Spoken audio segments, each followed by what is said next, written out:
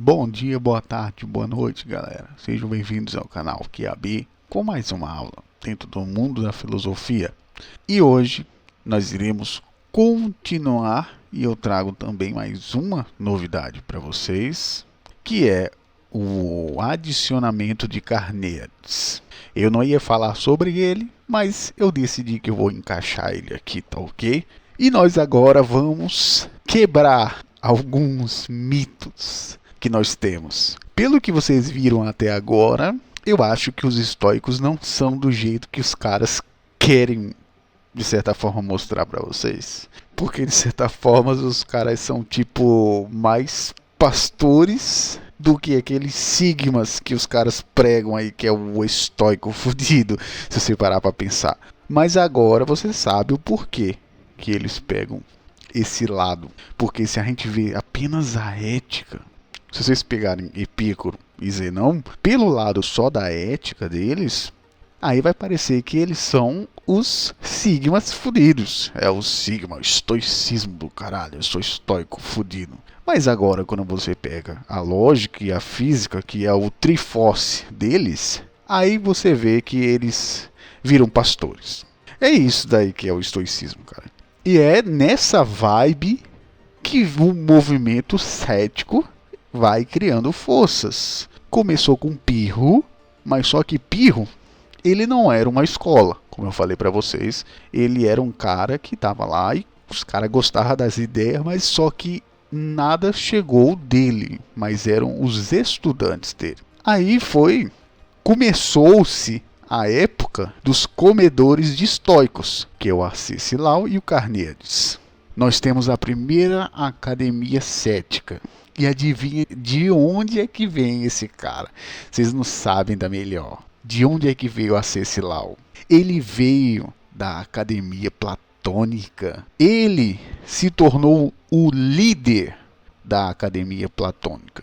Ou seja, ele tomou conta da academia de Platão depois de um tempo que ele foi pro saco. E lá ele começou a ver que a zoeira era fodida e os caras estavam mais pregando e achando que eram os filósofos superiores do que fazendo alguma coisa de fato. E era isso que o Arcesilau ele botava na mesa.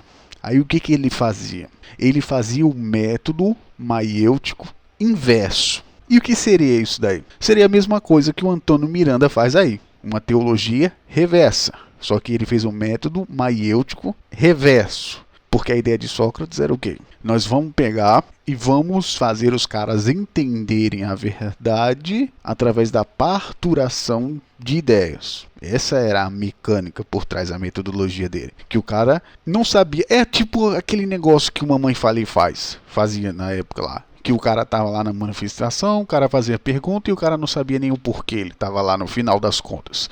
Então esse método é um método socrático muito antigo, que é o método maiêutico. Só que aqui usado por Arcesilau não era para saber a verdade, mas era para mostrar para os caras que eles não sabiam que era verdade. Por isso que era um método inverso, porque ele ensinava a inverdade da verdade. É algo muito foda, vamos dizer assim, porque ele mostrava que nem tudo é tão simples assim, como a maioria dos filósofos, os estoicos, queriam propor no final das contas. O passatempo dele é o mesmo passatempo dos funcionalistas. É papar estoicos no almoço. É isso que ele fazia. O hobby dele era esse, papar estoico. Ou seja, trocando em miúdos, o seu hobby era humilhar a escola do Estoa. Era isso que ele fazia. Quando ele tava triste, ele falava: ah, mano, acho que eu vou passar lá na Estoa pra zoar os caras lá do pórtico, cara. Basicamente era isso que ele fazia. Passar e tirar o estresse, em vez dele ir na casa das primas, ele ia e zoava a cara de algum estoico lá do pórtico. Era esse o passatempo dele. E os estoicos odiavam ele, de certa forma, porque eles levavam os estoicos a não ter o que argumentar, a não ser o silêncio. Aí eles diziam: não, eu tô em silêncio aqui porque é muito foda. O silêncio é fodido, cara. Faz eu ficar muito foda. Eu viro o Clint Eastwood quando eu fico em silêncio, cara. O próprio silêncio é que nem aquelas frases lá, alfa, fodida. O silêncio mostra o quanto eu chorei. E eu sofri nessa vida. Apenas o meu silêncio basta pra você, moleque. Era tipo isso. Aí a Celau com certeza dizia, mas refutar nada, não é? Então era isso que acontecia. E o que ele mais pegava em cima, a Cecilau, o verdadeiro troll da época do médio estoicismo, ele pegou tanto o antigo quanto o novo estoicismo, tanto o antigo quanto o novo. Ele era o verdadeiro fantasma, era o verdadeiro Lutero. O cara era o Lutero do estoicismo, o comedor. O Lutero era o comedor de católico, esse cara é o comedor de estoico. Aí ele vinha com a ideia de representação catalética. Se lembra daquela ideia lá da apreensão, lá quem ele estudou? Então, aí ele dizia o seguinte, beleza. Se essa apreensão ela tem um assentimento automático, beleza. Aí ele dizia, se não dar para a própria representação do objeto fazer a coisa, mas a lógica, como botou lá, não se lembra que tinha a parte da lógica? Logo, a apreensão ela não existe, pois o assentimento ele pode ser muito caracterizado como juízo, e não uma representação exata da coisa. Ou seja, como é que eu posso dizer que algo é exato se ela vem de um juízo sobre alguma coisa? Ou seja, o assentimento, essa forma de assentir automática, como cria o cara dos pórticos falava lá, não era nada mais do que um juízo de valor sobre alguma coisa. E isso não demonstra uma representação exata entre o objeto. Simplesmente ele dizia isso. E os caras, quando escutavam isso, ficavam com raiva e ele dizia, refuta isso, cara. Você vai ter que lidar com isso. Quando você for no banheiro, eu vou estar lá. Achou que eu tava brincando? Quando você estiver brincando de fazer filosofia, eu vou estar lá. Achou que eu tava brincando? Quando você estiver na ágora, eu vou estar lá. Achou que eu tava brincando? Era tipo isso. Aí ele dizia que toda apreensão, ela não exclui em 100% a falsidade. Ou seja, se assentirmos o falso e não sabermos, quem é que vai nos dizer realmente que é a verdade?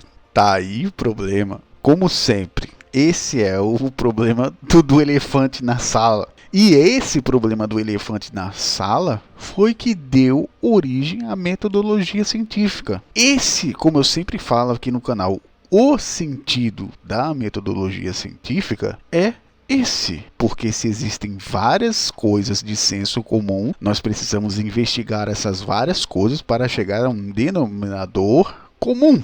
Esse é o sentido da metodologia. Ela não é perfeita? Não, não é. Nem o Estado é perfeito. E se você parar para pensar, se você parar para pensar um pouquinho, criticam a metodologia científica, mas não criticam o Estado. Sendo que o Estado faz muito mais merda por metro cúbico do que a metodologia científica. Porque as coisas têm defeitos. Sim, tem. Pode existir pessoas que usem isso para alguma coisa, alguma ideologia? Claro que tem. Pode existir, mas o importante é que o método ele foi inventado como parâmetro. Essa é a ideia. Como podemos auferir com mais segurança as coisas? Antigamente não tinha isso. E a Cecilau ele levanta essa questão, de chegar e falar: ei, quem vai auferir com segurança o que vocês estão falando aqui? Vocês mesmos? Vocês viraram o STF agora? Foi tipo isso. Aí ele chegava à conclusão que o assentimento é apenas uma opinião, como todas as outras. E ela não caracteriza a verdade, mas apenas um juízo de valor. Aí os caras vinham, tá bom, e agora? Porque teve muito estoico que largou o estoicismo por causa desse cara. Esse cara ele era um verdadeiro terror. Aí ele falava, vamos trazer uma solução, mas uma solução mais racional, até mesmo para vocês estoicos. E a solução era o quê?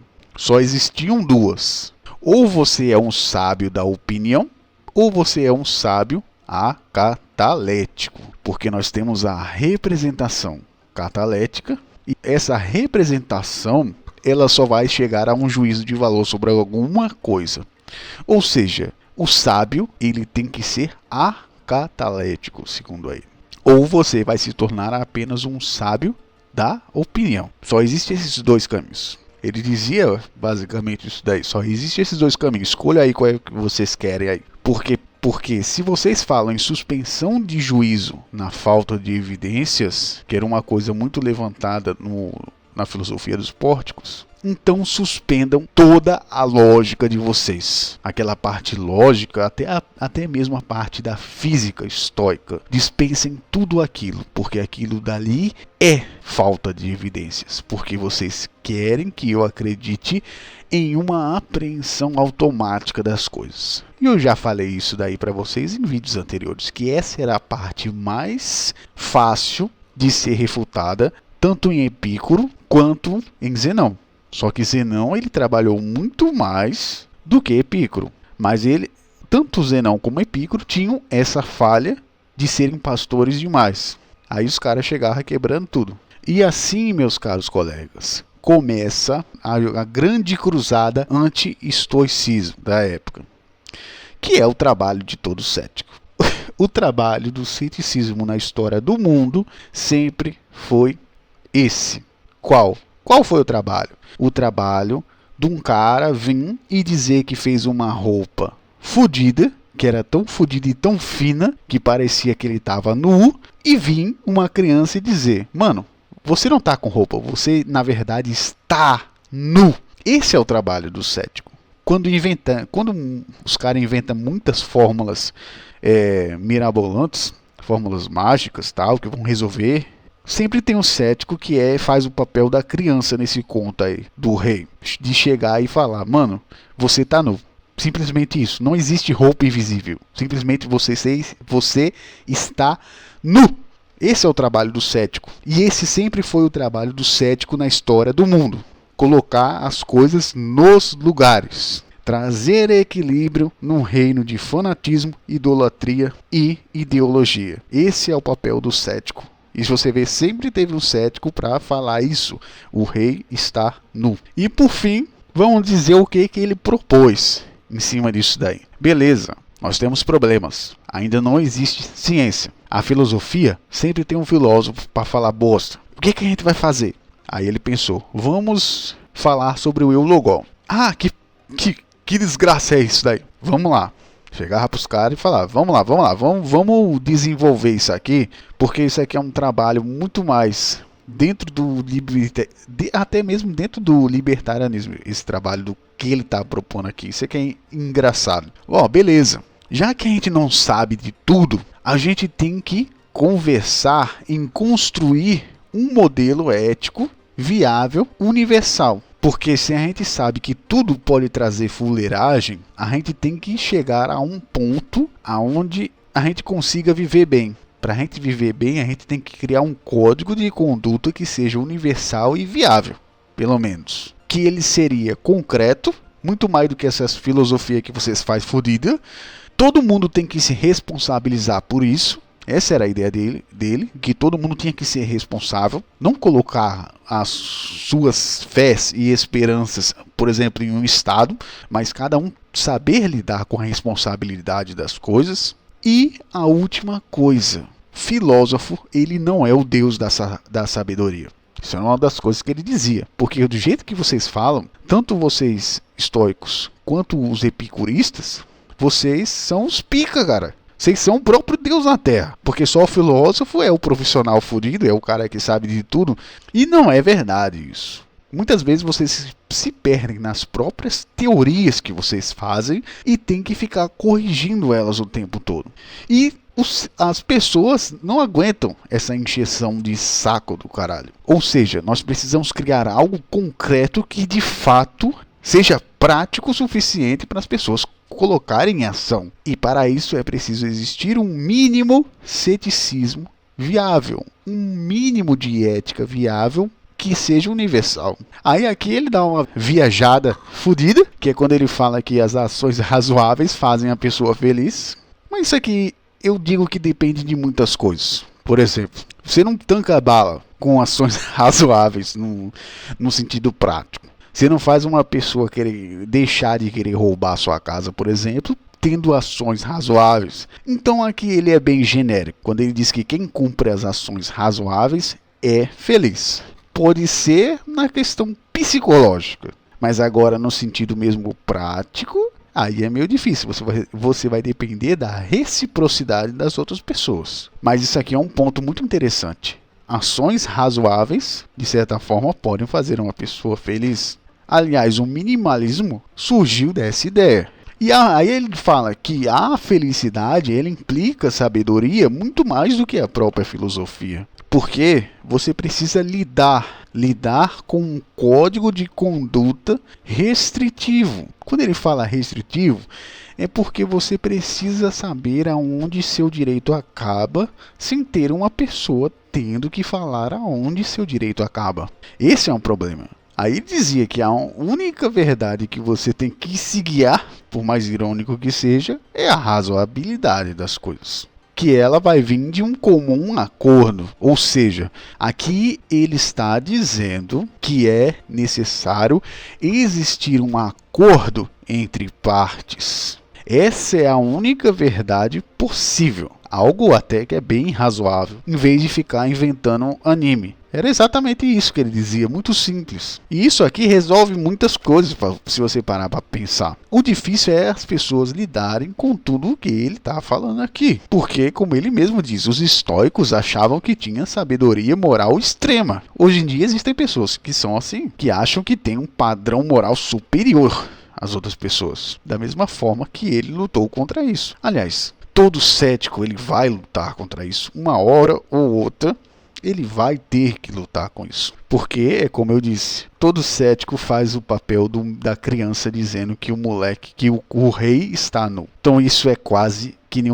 o Thanos fala, isso é inevitável, eu sou inevitável. Então espero que vocês tenham gostado do vídeo de hoje. Vocês podem ver que nesse Eulogon aqui, ele tenta resolver através do acordo entre as partes. Tá certo? Isso vai muito se encaixar na ética libertária, de certa forma. Apesar de que algumas coisas que ele disse aqui é meio impossível se as pessoas não seguirem.